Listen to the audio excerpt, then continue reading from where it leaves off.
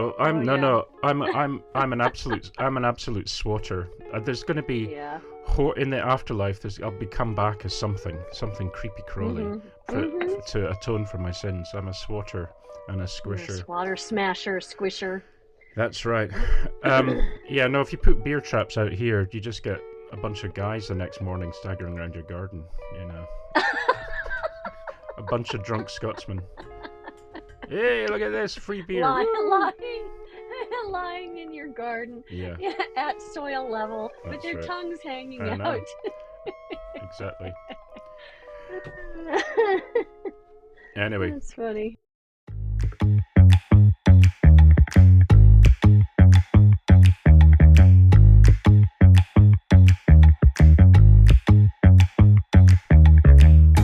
Welcome to Cyber Sidekicks, the weekly cybersecurity podcast hosted by Richmond Advisory Group's principal analyst, namely me, Christina Richmond. And me, Rory Duncan. This podcast is your go-to partner for understanding the cybersecurity market, industry trends, and the real-world challenges of protecting organizations today. We're back, Christina. Hooray! We're back! We're not being taken over this week. Yeah. Well, the feedback hasn't fully come in yet, and hopefully it means we're not going to be voted out of a job, because tell you, those AI hosts, those voices are very, very nice. They definitely have very good slick. Oh, very slick.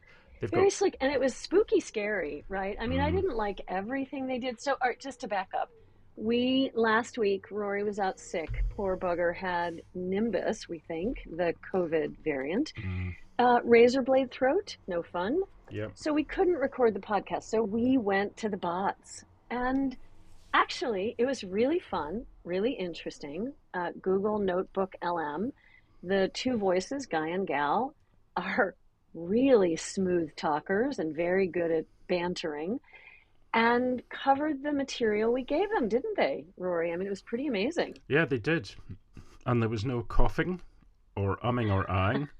Or any senior moments. It was very, very slick. And I think what was interesting was particularly how you approach this, Christina, is it's really all about what you ask them to do and what the emphasis is. Indeed. And what the source material is, because I know you did a few versions of it. I did one, and then you did a couple. The final one we used, I thought was really interesting. You know, it had a really good balance of topics and analysis and commentary and so on. So I think, like anything to do with AI, particularly on the generative stuff, in this case it's this audio overview, it's the whole garbage in, garbage out. If you just say, here's a thing, go look at it, you're going to get something very mediocre out. But I thought that was actually quite good what you'd done.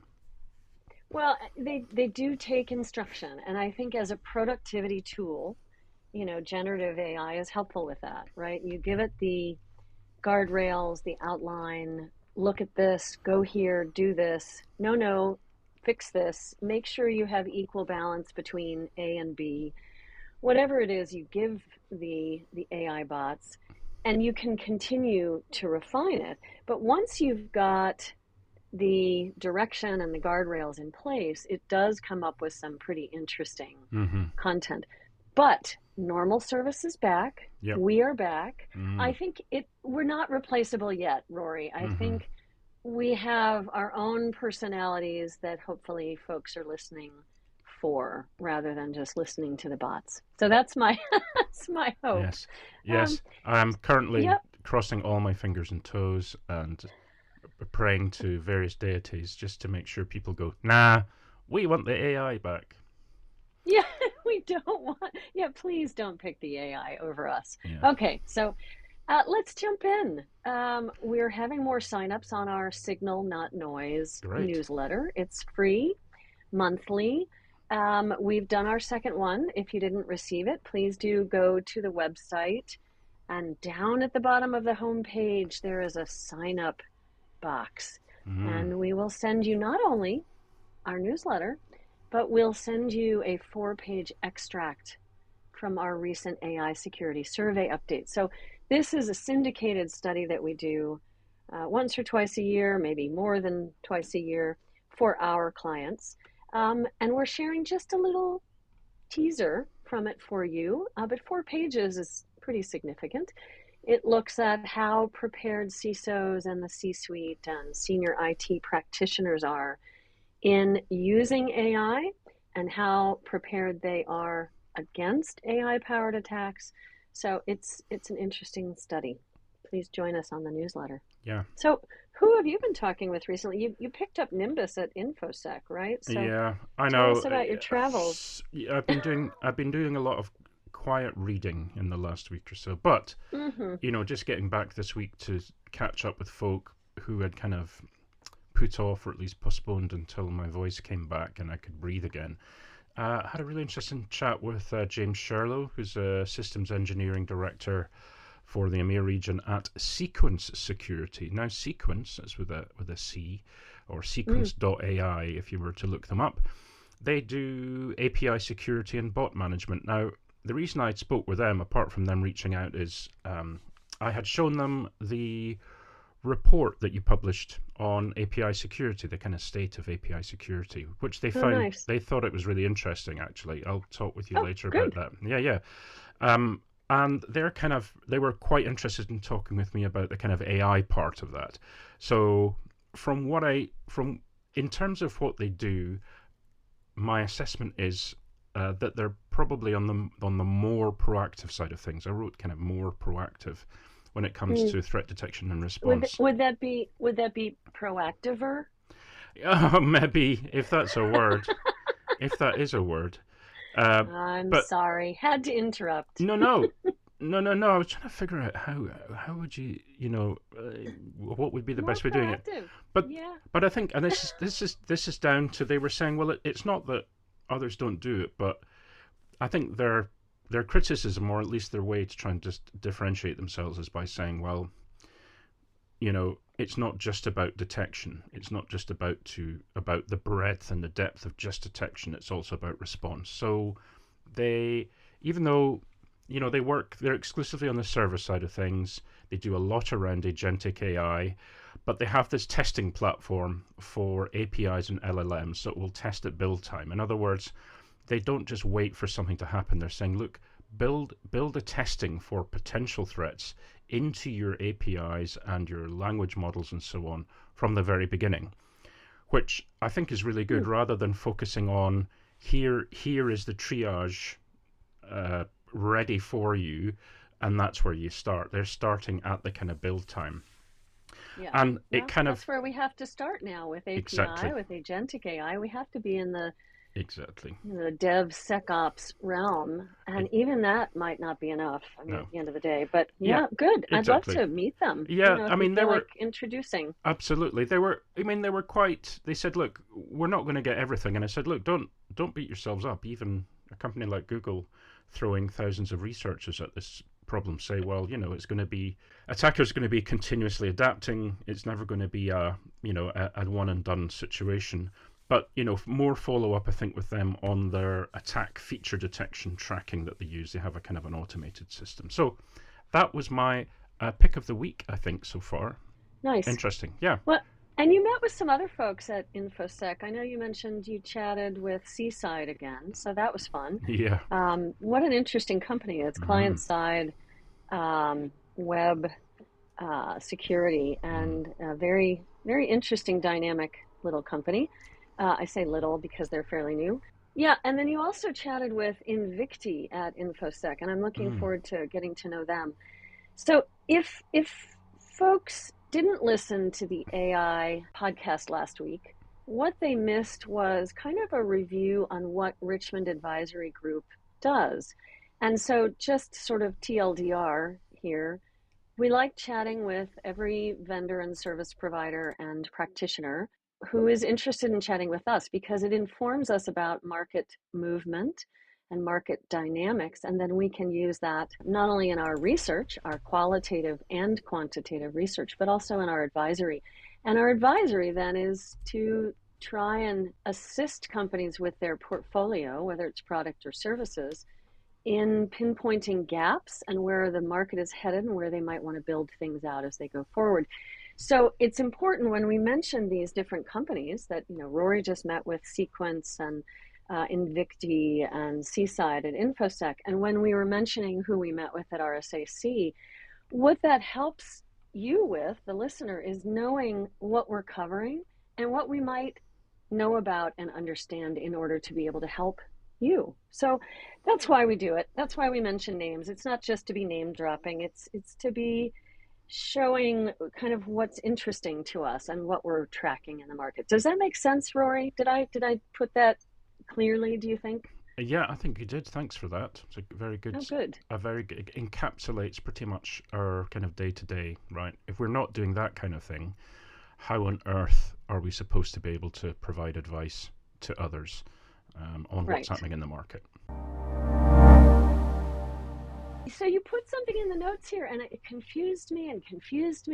And I'm looking at it. Any update on Chapeau Noir? Yeah. Will we melt? And finally I went, oh, you dummy. I mean, my degree years ago was in French and I'm sitting here going, oh, it's Black Hat. Black Hat.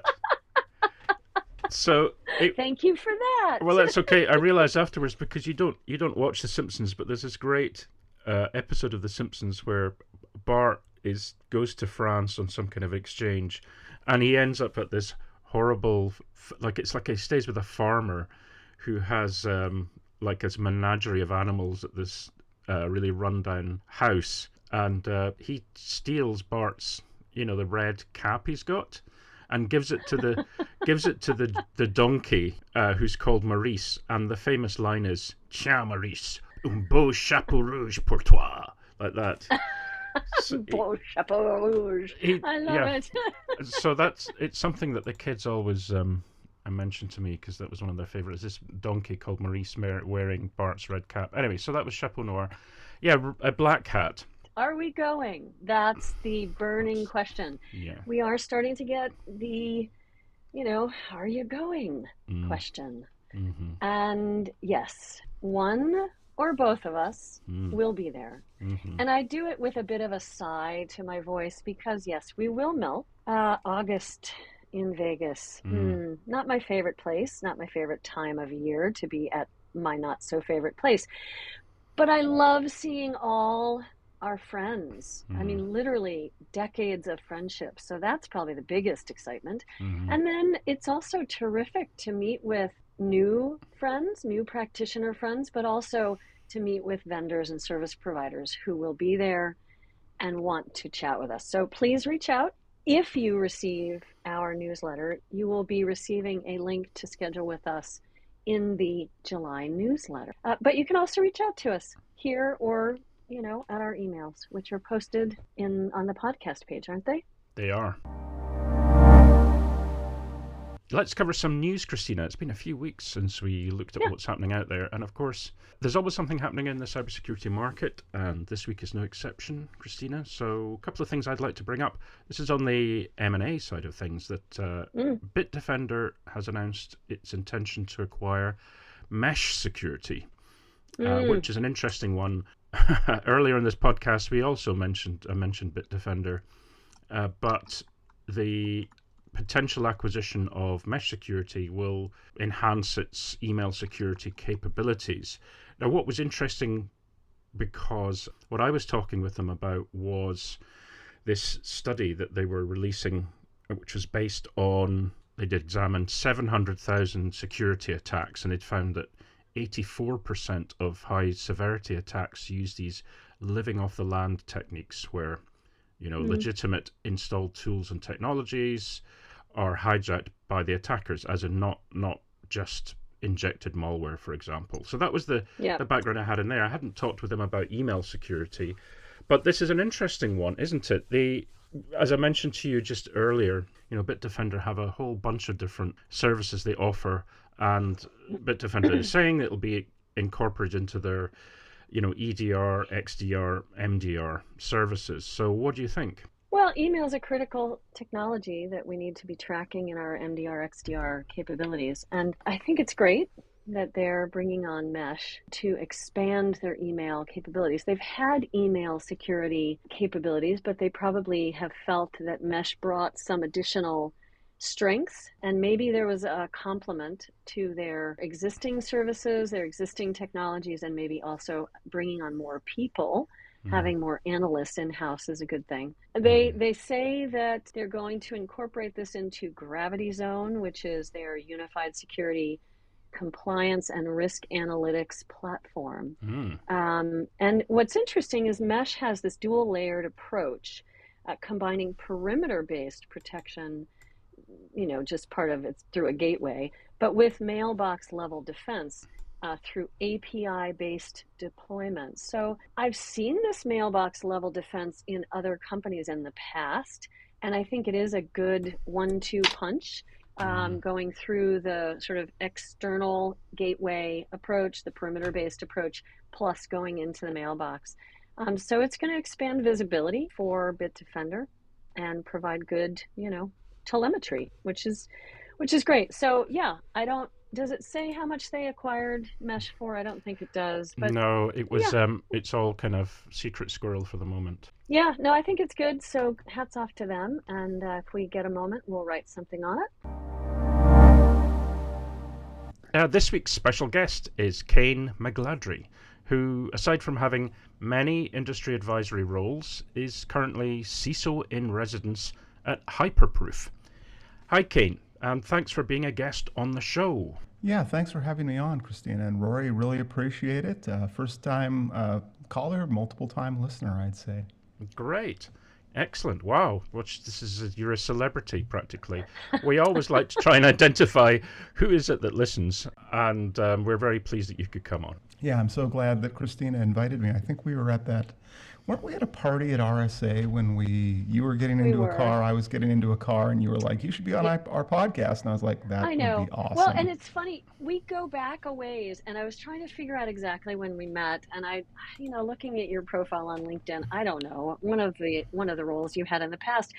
But I remember having a delightful conversation when I was at IDC, and you, I believe, it was before we had virtual backgrounds, and you showed me a very interesting office. I want to say it was a garage or a basement, but there was interesting stuff there. And we talked about a Scottish background. Mm-hmm. And we talked about the fact that you're on the west side of Washington. And that was when I was living in Colorado. And now I have moved to the inland Northwest. So I am in the Spokane area. So now we're even closer geographically. So anyway, lovely to have you on the show. And yes, we were at the Crowell Mooring, the Evan Wolf dinner at RSA, I think. And that's when we bumped into each other. Exactly. It was a lot of fun. You go to enough of these conferences, you start seeing all of the same people, many of the same people, and you look forward to seeing them ultimately. That's one of my favorite parts of getting out. Me too. And the other thing that I've really enjoyed is your news wrap-up that you do. Is it weekly, Kane? You have this lovely newsletter that actually, and I think that's what I yelled to you across the parking lot, oh, Kane, I love your newsletter, because it's a great digest of lots of news. So how frequently do you put that out? Yeah, so that's a weekly newsletter. I've moved it to LinkedIn. It used to be the origin story of it is I needed a way to brief my board back when I was at an aerospace and defense company about the things they should be caring about, because I had a few of them who were like, 0 days seem important. I was like, honey, they're not important. Let's talk about not getting OFAC'd and not having any ITAR violations. And they're like, what's that? And that's where the whole progenation of let's put the news that most people are not following in the cybers around regulatory and litigatory and compliance-related content, and let's actually make some sense out of it without sensationalism, because I recognize on the internet right now, clickbait is still a very prominent thing, even on LinkedIn, which is supposed to be for adults. We still see a lot of that clickbait type trash content that I don't hold with. So that's the intent of the newsletter, is really to just give people context of why something matters, not just, hey, something happened. You have a cat reading the news.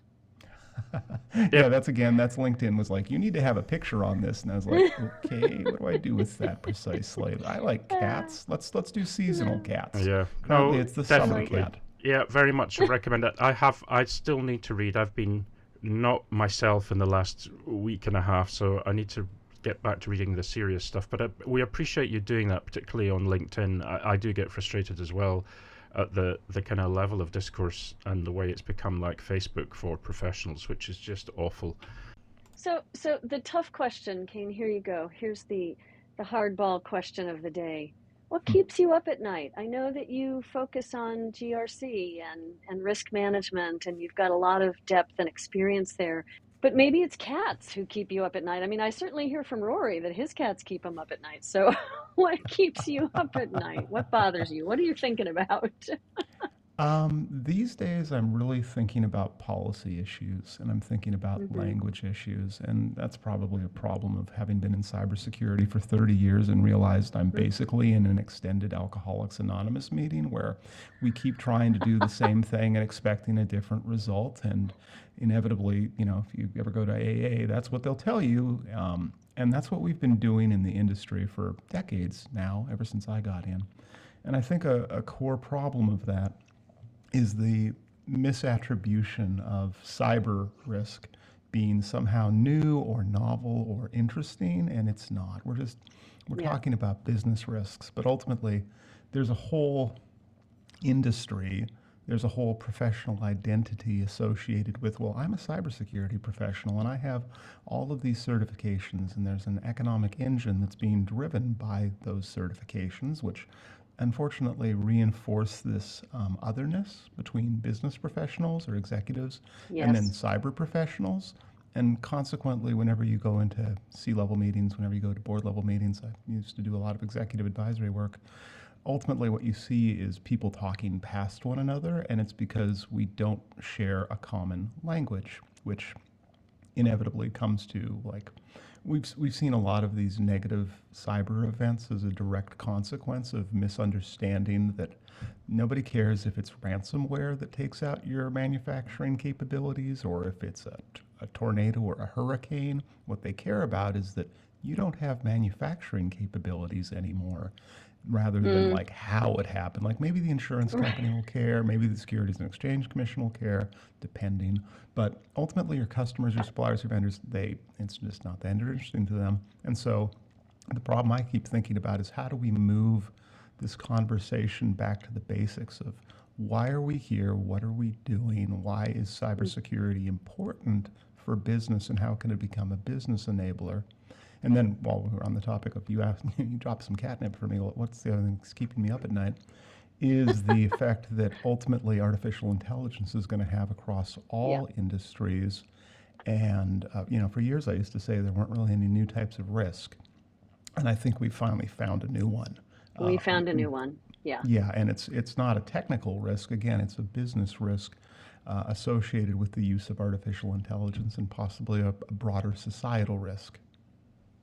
Oh, 100%, Kane. You just summed it all up in a nutshell. In the 20 years I've been covering cyber as an industry analyst, not as a practitioner like yourself, but I sit at the feet of the masters, right? Yourself and others who are CISOs and BISOs and field CISOs and VPs of security, and I get to learn from them, and I'm so grateful. And you're right, we like to chase the shiny object in this industry. And what I've talked about for much of the last, I don't know, decade or two is the risk reward conversation and how to look at some of the most savvy CISOs I know, and I'm guessing that you're one of them, is they're looking at, where do we need to spend our money to create the best protection in order to also run the business, be an enabler of the business. And it's that risk reward conversation. It doesn't mean that we're going to pass off risk just to an insurance provider and not spend any money on security. It's more of a balance between where do you spend it, how do you spend it, and then, it's not just a tick the box exercise either in risk Mm-hmm. management. It's a very delicate business conversation. So when I'm talking to boards or folks who are on the business side who do not understand cyber, they just want to know that they're okay to run their business and be protected enough, and that they don't have to spend all of the money in order to protect themselves. It's a very delicate conversation. And we used to bifurcate it into products and services, but I think it's now both because we've got automation of GRC, such as the hyperproof stuff that you're involved with. 'Cause, we mentioned that you're the CISO in residence at Hyperproof, and there are more of those software tools, but it is a business conversation, not just to set up the software and let it run.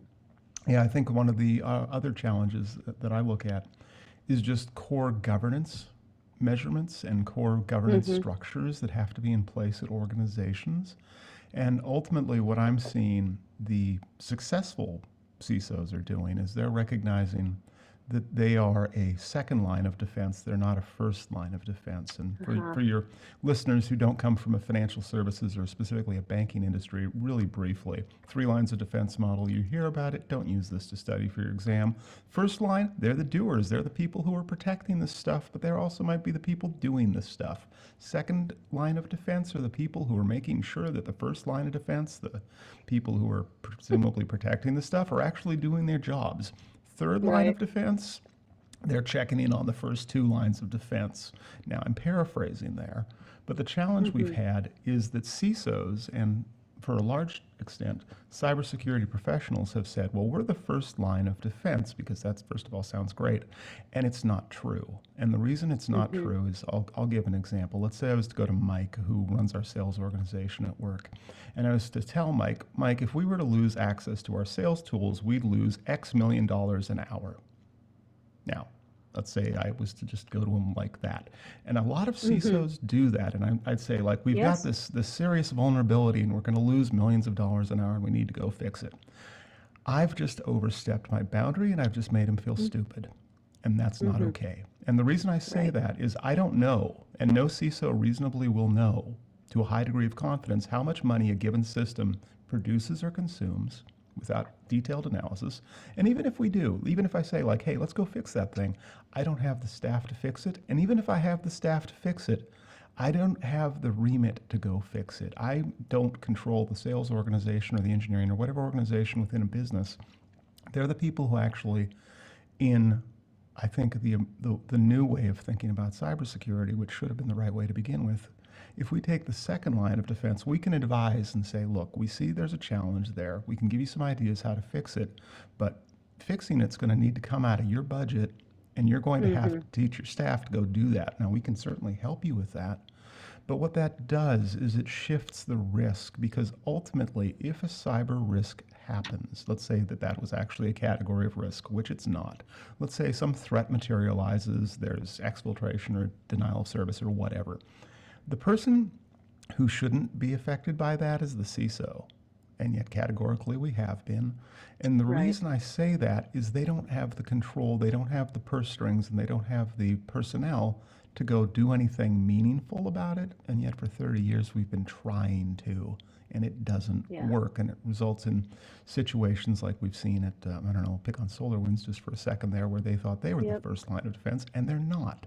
The business lines Right. ultimately need to have a structured risk acceptance process or a risk mitigation process. And while cybersecurity professionals can absolutely recognize and advise on technology risks, that's our demarcation line. We can't say, like, hey, if accounts receivable goes down, here are all of the problems that we'd have in the business. We can simply say, here are the technology problems, and then work with the other business leaders to figure out the other issues that need to be solved, some of which might have a higher risk impact than just some technology thing happening. That might be actually a minor consideration when you start looking at larger enterprise risk management topics.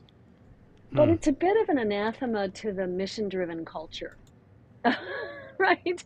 Because the hero mentality that so many of our brethren and sisters in the CISO world carry, they carry their cape and they want to fix everything. And I'm not saying that's a bad mission. It's a great mission, but I think you're right. Sometimes we overstep. I think the other thing, I love the way you said placing the risk with the appropriate person. We can help you. And I've seen this with some excellent CISOs in the past where they go and they say, what do you think would happen if XYZ occurred? Would you like me to help you with that? And do you have the budget for me to help you with that? So I think you're right. The business needs to be very much engaged, and the CISO needs to be the supporter for that. However, SEC regulations a few years ago very much put a target on the CISO, as we know. And then more recently, we've seen upper management have the arrow directed at them as well. So when you say policy keeps you up, is that some of what keeps you up?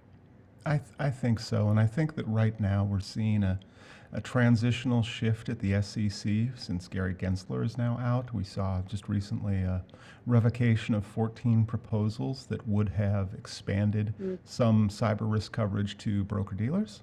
I still think that the 2023 rules still stand, but if you look at those 2023 rules, they were fairly watered down from what they started with, and we've not really seen any. Like, I think at the very beginning, we were all very doom and gloom about how bad it could be in terms of civil liabilities and civil penalties for CISOs, and that caused many people to decide they didn't want to be a CISO anymore. They wanted to get out of the pool and go do something else with themselves, and that's probably reasonable. But I don't think we've seen any big enforcement actions. I think where we're Right, we going to haven't. see enforcement moving forward is going to be coming out of Europe, because a lot of what they've written is extraterritorial in nature, meaning domestic United States companies, Canada, Western companies, anybody who does business with Europe really is affected by that. And that's driving a lot of behavior change and also technology change in some cases with companies that might not have previously thought, like, hey, I'll take an example, Dora, for example, not just a television show, but also a regulation. And if you're in the supply chain of a financial institution that does business in Europe, even if you're tangentially in there, you're getting requirements contractually to adopt certain technology stances. And the risk there isn't regulatory oversight. The risk is you get kicked out of somebody's supply chain, right? And then if Yeah. you're Yep. critical infrastructure, in the case of Dora again, there are definitely teeth associated with that. And if we've seen nothing else out of Brussels, when they decide they are going to lean into enforcement, the first few years historically are a lot of fines and penalties, and then after that they go and say, okay, well, we've done enough of this, let's walk it back and just sanction somebody, or we'll just write an enforcement statement but it has no financial penalty. But I think in the next 5 years we're going to see a lot of financial enforcement penalties against companies that are not able to manage their regulatory compliance with various EU requirements and regulations. The intent behind the regulations is ultimately a failure of the cybersecurity industry and our culture. And sorry to say it that way, but we wouldn't have these regulations, we wouldn't have laws if we were doing the right things. And that's challenging because now we're being regulated into doing the right things. I think of Right. 30 years ago making recommendations about password policies that were summarily ignored, discarded, and inevitably, like, they weren't tied to a business outcome and they weren't about managing a business risk. And that comes back to that phrasing thing. If we're not able to articulate what the risk is to the business, we're going to get more laws, we're going to get more regulations. And the intent of these regulations is because organizations weren't able to articulate, hey, we should have resiliency against digital threats so that an outcome like we lose all of our records and nobody has any money anymore, and we face a bit of a societal problem because nobody can exchange money for goods and services, which is it's kind of been a cornerstone of society since we decided we'd sell stuff to one another, right? Not a new Right. problem. But if we don't phrase it that way to business leaders and they choose Yeah. not to invest, we get these negative outcomes. You get enough of those that happen, and suddenly the regulators say, well, we need to stop this. We need to not have this happen. We need to not have society collapse because people can't go to an ATM and get money out. And inevitably, we get these broad-ranging, sometimes well thought out, often not, highly gerrymandered. I'm struggling for a better word to describe what lobbyists do. Lobbyists get involved in this stuff. They generate policy statements, and we in the cybersecurity industry, then CISOs who are not trained in law, say, well, we need to interpret this for our organization. No, we don't. We need to go talk to No. our counsel, go be friends with Yep. them, and figure out, how do we interpret this? What does this mean to the business? And then, Christina, to your point, we can go to the business units and say, look, we have this advice, we have this requirement. Let's figure out how we can manage this within acceptable risk tolerances and still maintain compliance with whatever this is so we can avoid that negative outcome, both regulatory right. or societal in some cases. Is it the case, the role of the CISO, kind of recognizing a C-suite level role, the CISO, is kind of a blessing and a curse in many ways? The blessing is there's a seat at the table at a very high level. The curse is that it's seen as a technology role, and therefore the situation you're describing now creates that role in order to give accountability, but not for the operational part. If the role was a combined security and operations role, or sat within a wider operations role, a C-suite operations role, that would allow that kind of interaction with the business. Now, I know people will be saying, hey, Rory, we have SecOps, right? Hey, this is the whole idea behind SecOps. Unfortunately, it seems that SecOps is still seen as Sec first and Ops somewhere down the line. Or am I oversimplifying it? No, I think you've got a really good point there, Rory, on what CISOs should do. And it historically has been seen as a technology function. And many of us fought for that seat at the table. And then we realized we didn't know what D&O insurance, directors and officers insurance was, and consequently backed away from the table and tried to run away from it and not be involved because we said, wait, if we're a grown-up business executive, we have personal liability for our stuff and we should all have our own retainer for our own attorney on staff? Huh, didn't know that. I think ultimately the challenge of the modern CISO is finding the right way of, and again, this all comes down to core governance. None of this is technology stuff, folks. How do you make your role meaningful while limiting and distributing risk?